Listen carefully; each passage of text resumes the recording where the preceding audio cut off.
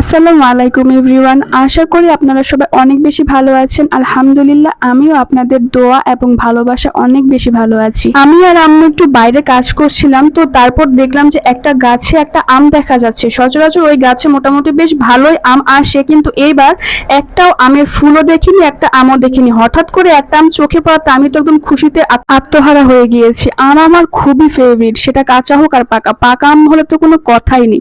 তারপর আম যখন পারলাম দেখলাম যে ভেতর দিকটা না একটু হলুদ হলুদ হয়ে গেছে, মানে কিছুদিন পরে পাকবে। তো যাই হোক, যেহেতু আম পেরে ফেলেছি, এখন এটাকে ভর্তা করব, সেজন্য আম খুব ভালোভাবে ছিলে নিলাম। আর আপনারা কারা আমার মতো এরকম ভাবে কোনো মানে কি বলবো যে কোনো ছাল একবারে না কেটে সম্পূর্ণ ছাল একবারে কাটতে পারেন? কি বলছেন না বলছেন নিজে আপনারা দেখে হয়তো বুঝতে পারছেন। এইভাবে কারা কারা আপনারা আম ছিলতে পারেন অবশ্যই জানাবেন। আমি কিন্তু এটা আমার আম্মুর কাছ থেকে শিখেছি। আমার আম্মু ছোটবেলায় দেখতাম এভাবে কাটতো, তো তখন ভাবতাম যে কিভাবে করে এরকম। তো তারপর আমটাকে একদম গ্রেটার দিয়ে